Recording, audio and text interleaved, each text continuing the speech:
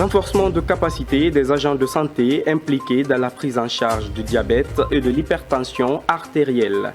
C'est une initiative de la Direction nationale de l'épidémiologie et de lutte contre les maladies soutenue par l'ONG Santé en entreprise et Sanofi. Deux agents de santé impliqués dans la prise en charge du diabète et de l'hypertension artérielle bénéficient d'un renforcement de capacité.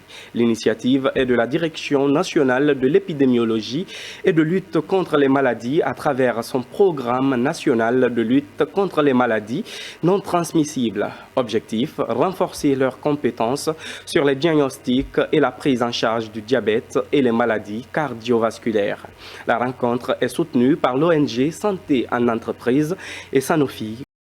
Le diabète et l'hypertension artérielle sont devenus de nos jours des problèmes de santé publique. En Guinée, selon les chiffres, 5,4% des personnes sont touchées par la maladie et un adulte sur 3 est hypertendu. Une raison de plus pour le programme national des maladies non transmissibles de réunir autour de cette salle 32 agents formateurs venus des 8 régions du pays sur la prise en charge du diabète et de l'hypertension artérielle. Les problèmes principaux auxquels sont confrontés ces maladies dans notre pays est le manque ou l'insuffisance des ressources humaines qualifiées pour prévenir et prendre en charge ces maladies.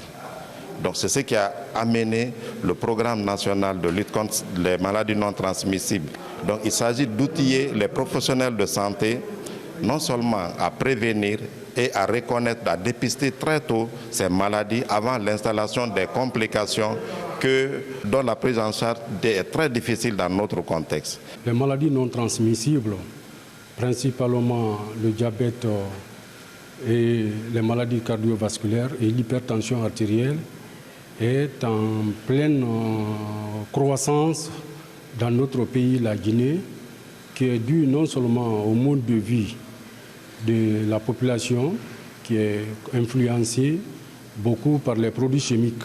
Donc, outiller les professionnels de santé pour la prise en charge correcte et adapter les traitements est un objectif qui est visé par le ministère de la Santé et de l'Hygiène publique.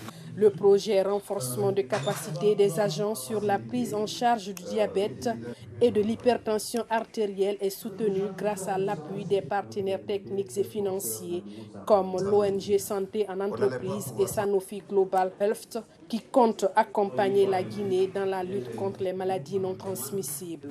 Notre appui a démarré il y a déjà quelques années puisque nous sommes partenaire de la Fondation Orange Guinée sur cette campagne que vous connaissez maintenant, qui s'appelle la campagne Caravane Santé 3e âge, qui est déployée depuis 2022, qui a déjà parcouru pratiquement les 8 grandes régions du pays. On appelle d'autres entreprises à soutenir parce qu'on a besoin de fonds. Quand on dépense 100 € au niveau international pour soutenir la santé, vous avez 90 € ou 90 $ qui vont à des maladies transmissibles.